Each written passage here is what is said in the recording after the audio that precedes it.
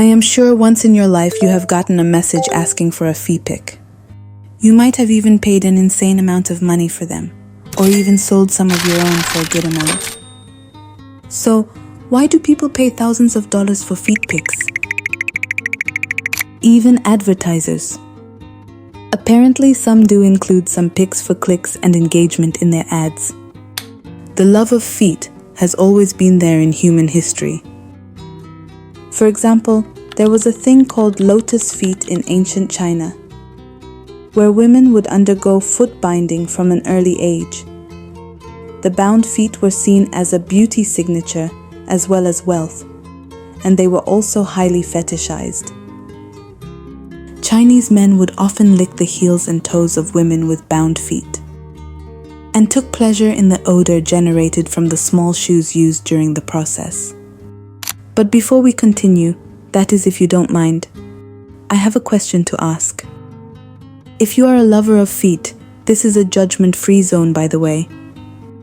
For learning purposes, why do you find feet pictures fascinating?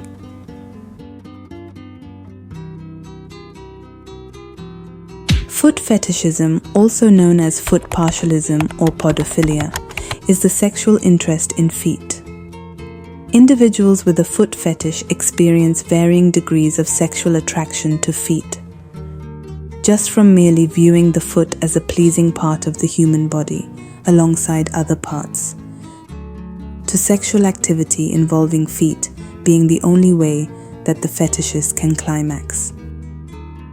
It is also one of the most popular fetish, and studies actually estimate 14% of the human population to participate in it. It is most common in men, with a slight increase in gay and bisexual men, and is least common in heterosexual women. People liking feet. It is just brain science, and here is what I found. People who like feet, they may like the shape and size of it. They may also like the soles, toes, jewelry such as toe rings or anklets.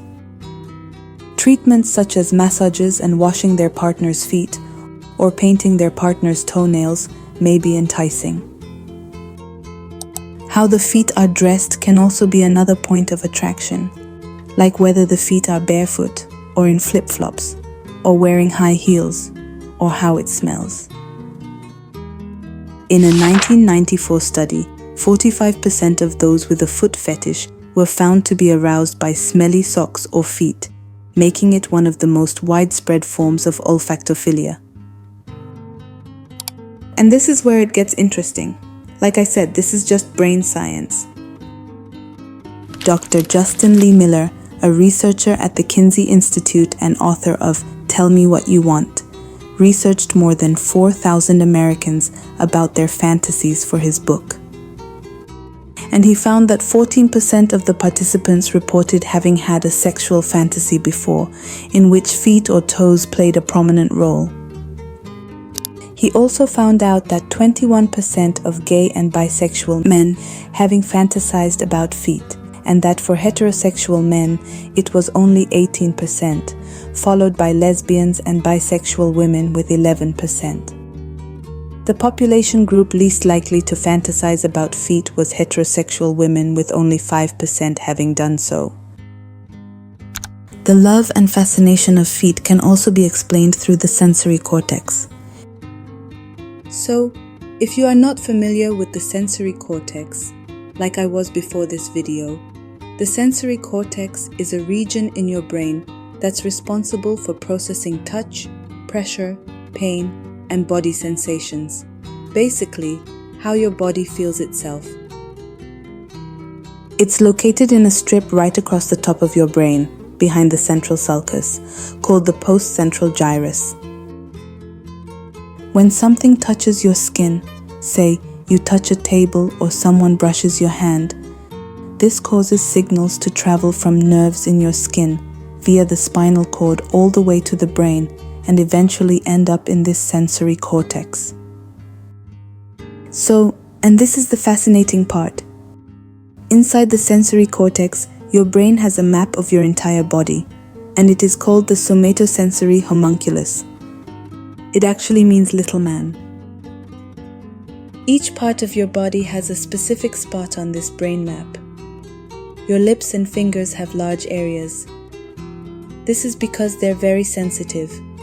Meanwhile, your back or knees have smaller ones. They are less sensitive. But, and this is the key, our body parts are not arranged in a normal order. They're laid out in a jumbled pattern based on how your nerves connect. So, for example, the foot area sits next to the genital area in this brain map. The face area is next to the hand area, and the tongue and jaw are neighbors. Because these two regions, that is the feet and genitals, they are physically close in the brain. Sometimes their electrical signals can spill over or cross-activate. That means when the foot area is stimulated, even by looking at or imagining feet, it can accidentally activate neurons in the nearby genital area. This cross-activation causes a small echo of arousal, like basically the brain misinterpreting sensory signals. So, for some people, the brain literally mixes foot sensations with sexual sensations. Over time, if this gets reinforced by repeated emotional or visual experiences, it becomes a consistent pattern of attraction, and this is called somatotopic activation. Somatotopic basically means brain mapping, but anyways, everyone's brain is different. Some people's neural boundaries are more fluid or excitable. Others might have stronger emotional reinforcement tied to certain stimuli, like feet. And for many, there's no overlap at all, so they feel neutral about feet. So, it's a mix of biology, aka how your brain is wired, and how the experience is reinforced. Also, feet tend to be among the most hidden parts of our bodies. We wear shoes and socks, even when we are in the house. And the thing about hidden parts, they create this curiosity, especially if it is forbidden. It is just human nature. Think about how men in the Victorian era would get aroused by just seeing a flash of an ankle. When something is forbidden, like we said earlier, or hidden or taboo, it gains psychological charge, a sense of mystery, curiosity, and desire. This is called sexualization through concealment in psychology and sociology. The brain's reward system learns to associate the rare or forbidden with heightened arousal. So in the Victorian era, when an ankle or foot was rarely seen, even a glimpse could activate desire.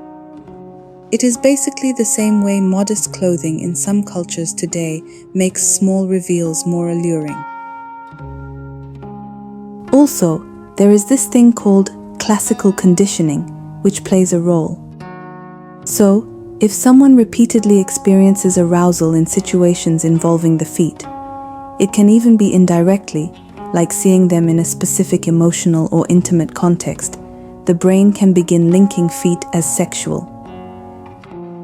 So why do you like feet? Or why do you think people like feet?